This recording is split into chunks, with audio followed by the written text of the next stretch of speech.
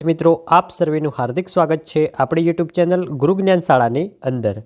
તો વિદ્યાર્થી મિત્રો આજના આ વિડીયોની અંદર આપણે ધોરણ 12 વિષય ઇતિહાસ વિષયની અંદર પ્રકરણ નંબર 8 જે છે કે રાષ્ટ્રીય આંદોલનો ઈસવીસન 1857 થી ઈસવીસન 1819 સુધીના એનું આજે આપણે સ્વાધ્યાયનું સંપૂર્ણ સોલ્યુશન આ વિડીયોની અંદર જોવાના છીએ।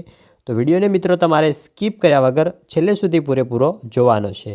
અને મિત્રો જો તમે ચેનલ ઉપર નવા હોય તો ચેનલને પણ અચૂકથી સબસ્ક્રાઈબ કરી લેવાની છે। અને મિત્રો ધોરણ 12ની અંદર અમારી ચેનલ ઉપર તમામ વિડીયો અપલોડ કરવામાં આવે છે, જે વિડીયો તમને આવનારી પરીક્ષાઓની અંદર પણ ખૂબ જ ફાયદાકારક રહેશે। માટે કરીને ચેનલને ઉપર નવા હોય તો ચેનલને અચૂકથી સબસ્ક્રાઈબ કરી લેજો, તમારા સાથે ભણતા બીજા મિત્રો સુધી પણ શેર કરજો, જેથી કરીને તેમને પણ લાભ થઈ શકે। હવે જોઈએ પહેલો કે નીચે આપેલા પ્રશ્નોના વિસ્તૃતમાં જવાબ લખો। એમાં પહેલો છે કે પાશ્ચાત્ય વિચારો તેમજ શિક્ષણનો હિન્દ પરનો પ્રભાવ સ્પષ્ટ રીતે સમજાવવાનો છે આપણે। તો જોઈએ તો ભારતમાં બ્રિટિશ શાસનના અમલથી પ્રગતિ અને વિકાસનો એક નવા અર્વાચીન યુગની શરૂઆત થઈ। અંગ્રેજોનો ભારત સાથે શરૂઆતના 100 વર્ષ ઈસવીસન 1757 થી 1857 સુધી એક વેપારી કંપની તરીકે અને તે પછીના બીજા લગભગ 100 વર્ષ 1857 થી 1947 સુધી એક શાસનકર્તા તરીકે સંબંધ રહ્યો હતો। આ લાંબા સમય દરમિયાન અંગ્રેજોના સંપર્કમાં ભારતની પ્રજા આવી, આથી તેમને રહેણી કહેણીની અસર ભારતની પ્રજા ઉપર પડી। નેક્સ્ટ આગળ વધીશું તો અંગ્રેજોએ પણ ભારતના લોકો ઉપર પોતાના વિચારો, સંસ્કારો અને અંગ્રેજી ભાષાના શિક્ષણને લાદવાનો પ્રયાસ કર્યો। અલબત્ત અંગ્રેજો અને ભારતના લોકોના વિચારો, સંસ્કારો અને શિક્ષણ વચ્ચે ખૂબ મોટો તફાવત હતો। આ તફાવત અંગ્રેજી ભાષાના શિક્ષણના વ્યાપથી પૂરાયો। નેક્સ્ટ શિક્ષણનો પ્રારંભ જોઈએ આપણે તો 19મી સદીની શરૂઆતમાં અંગ્રેજોએ ભારતમાં પાશ્ચાત્ય શિક્ષણના પ્રચારનું કાર્ય શરૂ કર્યું। પરિણામે ભારતીય સંસ્કૃતિના વિચારો, સંસ્કારો અને શિક્ષણમાં પાશ્ચાત્ય સંસ્કૃતિનો પ્રવેશ થયો। પાશ્ચાત્ય સંસ્કૃતિ એટલે પશ્ચિમી સંસ્કૃતિ, ફોરેન કલ્ચર। જોઈએ હવે કે પાશ્ચાત્ય અર્થાત અંગ્રેજી ભાષા અને સાહિત્યનું શિક્ષણ તથા અધ્યયન કરનાર ભારતીય વર્ગમાં જબરજસ્ત જાગૃતિ આવી। રૂઢિચુસ્તતા, વહેમો અને ધાર્મિક અંધશ્રદ્ધાના પડળો દૂર થયા। તેમનામાં અર્વાચીન વૈજ્ઞાનિક અભિગમ વિકસ્યો। આ એક જબરજસ્ત વૈચારિક ક્રાંતિ હતી। નેક્સ્ટ આગળ વધીશું તો અંગ્રેજી શિક્ષણ પામેલા આ નવા વર્ગમાં લોકો hello, bye bye, goodbye, yes no, good, very good and excellent વાતમાં બોલતો થઈ ગયો। આથી આંગળીઓ, અંગૂઠાઓથી જમવાને બદલે સ્પૂન અને નાઇફ એન્ડ ફ્રોગર્સનો ઉપયોગ કરતો થઈ ગયો। નેક્સ્ટ ધોતી, જબ્બો, ટોપી, પાઘડી, ચપ્પલ પહેરતો તે કોટ, પેન્ટ, શર્ટ, ટાઈ, બૂટ મોજા વગેરે પહેરતો થઈ ગયો। તેના આચાર વિચાર અને રહેણી કહેણી તદ્દન બદલાઈ ગઈ। અંગ્રેજી શિક્ષણ પામેલો વર્ગ અન્ય ભારતીય લોકોને નિમ્ન ગણવા લાગ્યો। આમ પાશ્ચાત્ય શિક્ષણે હિન્દુસ્તાનના સમાજ ઉપર ઘેરી, પ્રબળ અને તેના સર્વ ક્ષેત્રો ઉપર અસર પાડી। પાશ્ચાત્ય વિચારોની હિન્દના સમાજ ઉપર અસર જોઈએ તો અંગ્રેજ શિક્ષણ પામેલા ભારતનો વર્ગ પાશ્ચાત્ય ચિંતકો અને વિચારકો જેવા કે Rousseau, Locke, Machiavelli, Max Muller, William Bentinck, George Washington, Dante વગેરેના ગ્રંથો અને લખાણો વાંચવા સમર્થ બન્યો। આથી ભારતના એ લોકો ઉપર તેમની પ્રગાઢ અસર પડી અને એ ઉદાર પ્રગતિશીલ વિચારોનો તેમણે વ્યાપક પ્રમાણમાં ભારતીય ભાષાઓમાં ઉતારીને પ્રચાર પ્રસાર કર્યો। આથી અંગ્રેજોના શાસન દરમિયાન ભારતની પ્રજામાં રાષ્ટ્રીય એકતાના ખ્યાલનો વિકાસ થયો। નેક્સ્ટ ભારતના લોકોને અંગ્રેજી શિક્ષણના માધ્યમથી ઇતિહાસ, ભૂગોળ, કાયદો, વિજ્ઞાન અને ટેકનોલોજી, તત્વજ્ઞાન, સાહિત્ય, રાજ્યશાસ્ત્ર, અર્થશાસ્ત્ર વગેરે વિષયોનું જ્ઞાન પ્રાપ્ત થયું। ભારતનો યુવાન વર્ગ એ પાશ્ચાત્ય શિક્ષણ તરફ આકર્ષાયો। ત્યાંના વિચારકો, ચિંતકો, બૌદ્ધિકો અને તજજ્ઞોના વિચારો તથા દૃષ્ટિકોણની માહિતી મેળવી સજ્જ થયો।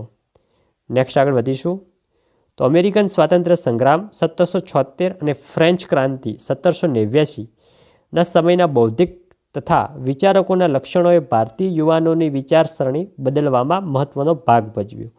પરિણામે ભારતને એક પ્રકારનું જ્ઞાન પામેલ રાષ્ટ્રીય વિચારકો અને નેતાઓ મળ્યા। નેક્સ્ટ આગળ વધીશું તો અંગ્રેજી ભાષાના શિક્ષણથી ભારતમાં પ્રાદેશિક ભાષાઓ સમજવાની મુશ્કેલી દૂર થઈ। સરકારી કોર્ટો, ઓફિસોમાં અંગ્રેજી ભાષાનું માધ્યમ સ્વીકારવાને પરિણામે એકબીજાના સાથેનો સંપર્ક વધ્યો। આથી લોકો એકબીજાની સમસ્યાઓ, ભાવનાઓ, વિચારો, સંસ્કારો, ગમા અણગમા, અંગ્રેજોના શાસન દ્વારા થતા અન્યાયો, શોષણ અને અપમાનો વગેરેથી માહિતગાર બન્યા. તેમનામાં રાષ્ટ્રીય જાગૃતિ, રાષ્ટ્રીય એકતા અને અધિકારોની પ્રાપ્તિ જેવી બાબતો વિકાસ પામી. હવે આપણે એનું સમાપન જોઈએ. તો આમ અંગ્રેજી એટલે કે પાશ્ચાત્ય શિક્ષણ અને વિચારોએ ભારતના લોકો માટે ટોર્ચ લાઇટનું કાર્ય કર્યું. 150 વર્ષની ગુલામગીરીની કુંભકર્ણવાળી નિંદ્રામાંથી લોકો જાગ્યા અને સ્વતંત્રતા, સમાનતા, અધિકારો, શોષણમુક્ત સમાજ, લોકશાહી, ન્યાય વગેરે બાબતોથી સુપેરે પરિચિત બન્યા અને તે મેળવવા કટિબદ્ધ બન્યા. નેક્સ્ટ આગળ વધીશું બીજા પ્રશ્ન તરફ. તો છે કે ભારતના ભવ્ય ભૂતકાળના પુનઃ સંશોધનની પ્રક્રિયાનો ખ્યાલ આપો. તો મિત્રો આ પ્રશ્નનો જવાબ નીચે સંપૂર્ણ લખેલો છે. તમારે વિડીયો સ્ટોપ કરીને પ્રશ્નના જવાબો લખતા રહેવાનું છે. જો આપણે સંપૂર્ણ પ્રશ્નના જવાબોની ચર્ચા કરવા જઈશું તો મિત્રો વિડીયો ખૂબ લોંગ બની જશે. માટે સંપૂર્ણ જવાબો ટોપિક વાઇઝ આપેલા છે. તમારે વિડીયો સ્ટોપ કરીને પ્રશ્નના જવાબો લખતા રહેવાનું છે. તો નેક્સ્ટ આગળ વધીશું ત્રીજા પ્રશ્ન તરફ કે હિન્દી રાષ્ટ્રીય મહાસભાની પ્રારંભિક કાર્યવાહીનો સંક્ષિપ્ત અહેવાલ આપો ઈસવીસન 1885થી 1905 દરમિયાનનો. તો એનો મિત્રો જવાબ આપેલો છે જે તમે જોઈ શકો છો વિડીયોમાં. સંપૂર્ણ જવાબ છે ટોપિક વાઇઝ. તો મિત્રો વિડીયોમાં જેવી રીતે ટોપિક વાઇઝ લખેલું છે એવી જ રીતે હમણાં પણ તમે જે નોટબુકની અંદર લખતા હોય એમાં અને પરીક્ષાની અંદર પણ જો આ પ્રશ્ન પૂછાય તો આવી જ રીતે લખવાનું છે છૂટું મુદ્દા પાડીને, જેથી કરીને તમારા પ્રશ્નોનો જવાબ સરસ લાગે અને તમારો એક પણ માર્ક્સ ક્યાંય પણ કટ ના થાય.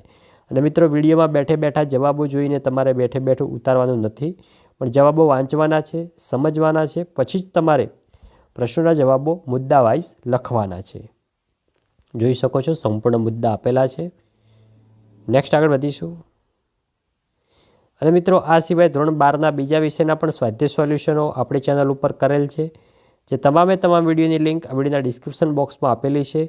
તો ત્યાં જઈને તમે તમામ વિડીયો જોઈ શકો છો. હવે જોઈએ ચોથો કે બંગભંગનું આંદોલન શા માટે શરૂ થયું તેના મુખ્ય પરિણામોની ચર્ચા કરો. તો વહીવટી સુગમતાના બહાના હેઠળ ગવર્નર જનરલ બોર્ડ કર્ઝને 16 ઓક્ટોબરે 1905ના રોજ બંગાળના ભાગલાનો અમલ કર્યો.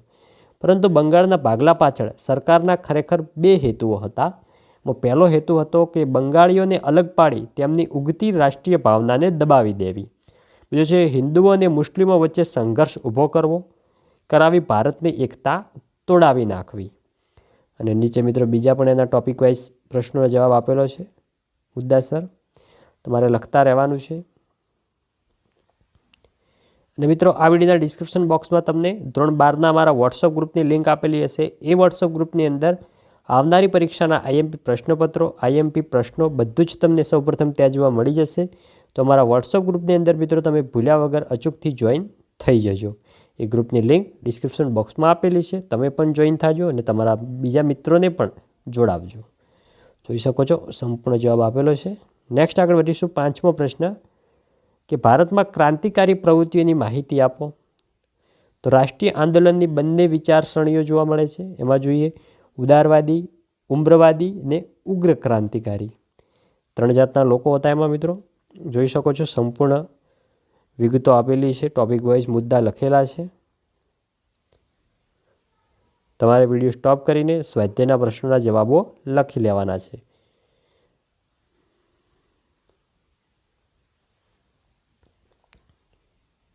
નેક્સ્ટ આગળ વધીશું. આગળ પણ મિત્રો પ્રશ્નોના જવાબો સંપૂર્ણ આપેલા છે ટોપિક વાઇઝ. છઠ્ઠો પ્રશ્ન છે કે વિદેશોમાં ક્રાંતિકારી પ્રવૃત્તિની વિગતે દર્શાવો. એટલે કે વિદેશોમાં આપણા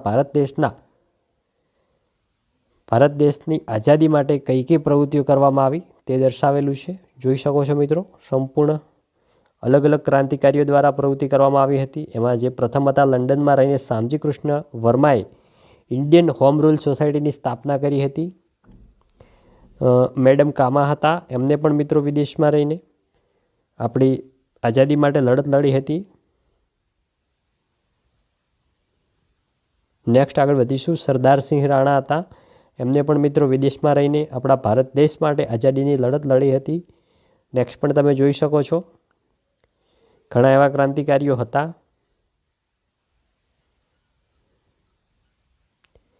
જોઈ શકો છો સંપૂર્ણ પ્રશ્નના જવાબો લખેલા છે. તમારા મિત્રો વિડીયો સ્ટોપ કરીને પ્રશ્નોના જવાબો લખવાના છે. હવે જોઈએ બીજો કે અ વિભાગના વર્તમાનપત્રોના નામો બ વિભાગના તે વર્તમાનપત્ર શરૂ કરનારના નામ દર્શાવ્યા છે. વિભાગ અની વિગતો વિભાગ બની વિગતો સાથે સાચી રીતે જોડવાની છે. મિત્રો આ જોડકા આપેલા છે, આપણે સાચી જોડવાની છે કે આર્યું વર્તમાનપત્ર કયા ક્રાંતિકારીએ ચાલુ કર્યું હતું. તો જે પહેલો છે કેસરી, તો કેસરી વર્તમાનપત્ર હતું એ ઓપ્શન ડી જે છે કે બાળ ગંગાધર ટિળકે ચાલુ કર્યું હતું. બીજો છે ધી પંજાબી, એ વર્તમાનપત્ર ઓપ્શન એ એટલે કે બિપિનચંદ્ર પાલે શરૂ કર્યું હતું. ત્રીજો છે વંદે માતરમ, એ મિત્રો આવશે, એમાં આવશે ત્રીજામાં સી એટલે કે અરવિંદ ઘોષે ચાલુ કર્યું હતું. ચોથો છે ન્યૂ ઇન્ડિયા, તો એમાં મિત્રો આવશે ઓપ્શન બી એની બેસલ્ટે ચાલુ કર્યું હતું. પાંચમો છે ઇન્ડિયન સોશિયોલોજિસ્ટ, તો એ વર્તમાનપત્ર શ્યામજી કૃષ્ણ વર્માએ ચાલુ કર્યું હતું. આ મિત્રો યાદ રાખવાનું છે, પરીક્ષાની અંદર MCQમાં અને 1 માર્ક્સમાં પણ તમને પૂછાઈ શકે છે. નેક્સ્ટ આગળ વધીશું. ત્રીજો છે કે આપેલા વિકલ્પોમાંથી સાચો વિકલ્પ શોધી ઉત્તર લખવાનો છે. એમાં પહેલો કે મળાવવાદી નેતા કોણ હતા, તો એમાં આવશે option C Gopal Krishna Gokhale. Next બીજો છે કે સ્વરાજ મારો જન્મસિદ્ધ અધિકાર છે, એ સૂત્ર કોણે આપ્યું હતું, તો આવશે ઓપ્શન બી બાળ ગંગાધર ટિળકે. નેક્સ્ટ ત્રીજો, સાયમન કમિશનનો વિરોધ કરતી વખતે પોલીસના લાઠીમારથી કોનું અવસાન થયું હતું, આવશે ઓપ્શન સી લાલા લજપતરાયનું. નેક્સ્ટ આગળ વધીશું. ચોથો છે કે લંડનમાં ઇન્ડિયન હોમ રૂલ સોસાયટીની સ્થાપના કોણે કરી હતી, ઓપ્શન બી શ્યામજી કૃષ્ણ વર્માએ. નેક્સ્ટ આગળ વધીશું. પાંચમો કે મોહનલાલ કામેશ્વર પંડ્યાએ કોના પર બોમ્બ ફેંક્યા હતા, તો આવશે ઓપ્શન એ વાઇસરો મિન્ટો અને લેડી મિન્ટો ઉપર. વિદ્યાર્થી મિત્રો, આ હતું આપણું ધોરણ 12 વિશે ઇતિહાસ વિષયની અંદર પ્રકરણ નંબર જે 8 છે એનું સ્વાધ્યાયનું સંપૂર્ણ સોલ્યુશન. તો વિદ્યાર્થી મિત્રો, વિડીયો સારો લાગ્યો હોય વિડીયોને લાઇક કરીને જજો. ચેનલ ઉપર નવા હોય ચેનલને પણ અચૂકથી સબસ્ક્રાઈબ કરીને જજો. મળીશું આવનાર વિડીયો સાથે. ત્યાં સુધી આવજો. જય હિન્દ, જય ભારત.